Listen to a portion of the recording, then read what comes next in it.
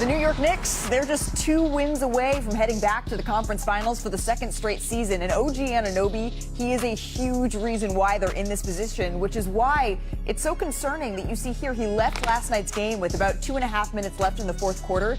He did not return, and now his status, it could have a major impact on who comes out of the Eastern Conference. So we're joined by our senior insider, Shams Charania here. Shams, what do we know about OG's availability here for Game 3? Malika, sources tell me OG Anunoby has been diagnosed with a right hamstring strain. The good news for the Knicks and Anunoby is that I'm told he has avoided a significant or serious level strain of that hamstring, and he's going to be evaluated day to day moving forward. He's actually even listed as questionable for Game 3 in Philadelphia on Friday night, just depending on the level of treatment over the next 24 hours. But there's going to always be caution when it comes to soft tissue injuries for the Knicks and Anunoby, who's been a player that has been one of the top two-way guys so far of these NBA playoffs. All right, so he's going to be listed as questionable for this Game 3 and day-to-day moving forward, but it seems like Shams, he's avoided some serious injury here, which is good news. We appreciate that update, but as Shams mentioned, you want to be careful with him because the Knicks, they have a history of not having OG Anunoby. Let's go back here to the 2024 Eastern Conference semifinals. The Knicks taking on the Pacers here in New York. They jumped out to a 2-0 series lead, and that's, again, in large part thanks to OG here. But then things would take a turn right at the end of Game 2. He suffered a left hamstring injury that would keep him out of Games 3, Games 4, Games 5, Game 6, and that absence really hurt New York. They would go on to shoot just 35% from 3 in games without Anunoby compared to 43% with him. And the Pacers, they would come back to beat the Knicks in 7 games. So let's go to more recent history here. This regular season, much of the same in terms of the Knicks missing OG. In the 15 games he was missed, the Knicks, they were just 8-7. OG led the Knicks starters in offensive net impact this season, meaning the Knicks outscored opponents by 6.2 points per 100 possessions with OG on the court here. So that brings us to today's Inside the Game, powered by AWS. So AWS total leverage metric. What that means, it measures the impact that a player has on winning on offense and defense using matchups and expected field goal percentage. That's a little bit of mumbo jumbo, but this is what's important. OG has been one of the most important players this postseason, right? He ranks 2nd in total leverage among individuals remaining in the playoffs. He trails only Chet Holmgren. So OG is day-to-day here. Brian Windhorst, Kendrick Perkins. Brian, he's listed as questionable here for this Game 3. If he is going to miss time, what's that going to mean for New York? Okay, a few things about that. First off, teams typically don't 100% know when a hamstring injury because it's soft tissue. Right. Secondly, teams will do subterfuge in the playoffs. For example, in the last round, the Toronto Raptors listed Emmanuel Quickley as day-to-day and questionable with a hamstring injury. He never played in the series. Okay, so also, 2 years ago, OG missed 4 games with a hamstring injury, came back in Game 7, was completely ineffective, shouldn't have come back, but whatever. Earlier this year, he had a hamstring injury, he missed 9 games. So the Knicks probably have to prepare, and let's hope that it's not that serious and that he's able to come back. But the Knicks probably have to prepare to miss him for a little bit of time.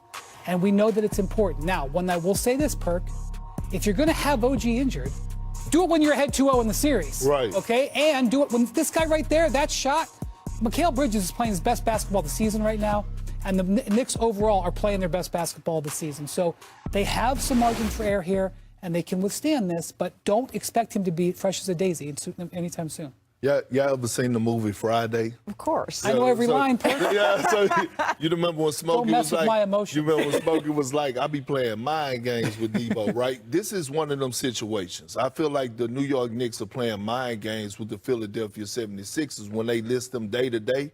Because if I'm in the front office of the New York Knicks, it's nowhere in hell I'm bringing them back for 3 and 4. Like, it's not no day-to-day. No, you're out. We'll see you for Game 5 if you're available and if it's not that serious.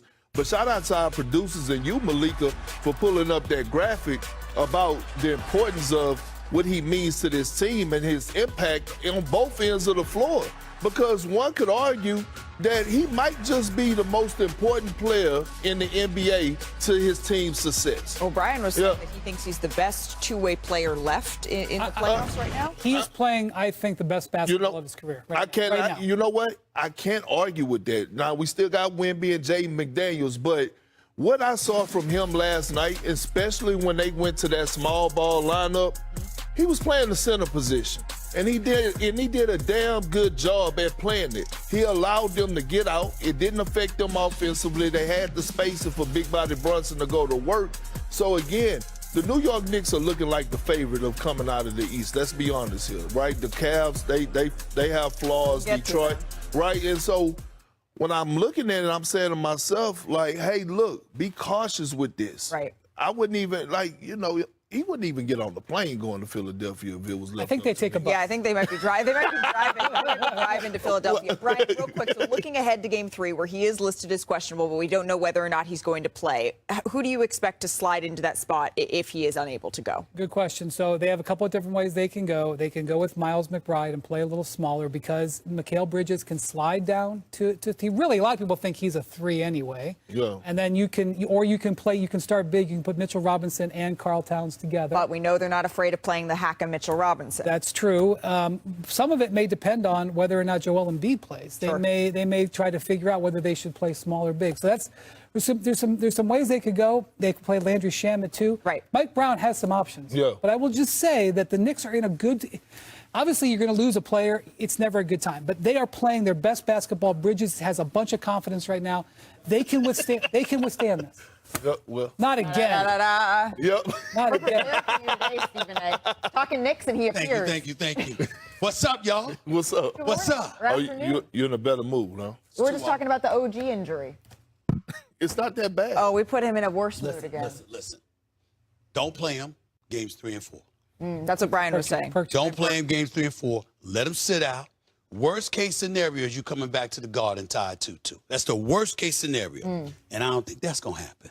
Somebody might step up. You might be able to steal one in Philadelphia. You do what you got to do to make sure OG is going to be all right because we need him to go to the finals. Yeah. We're not going to the finals without him. We need him to go to the finals. So you do everything you can to preserve everything for him.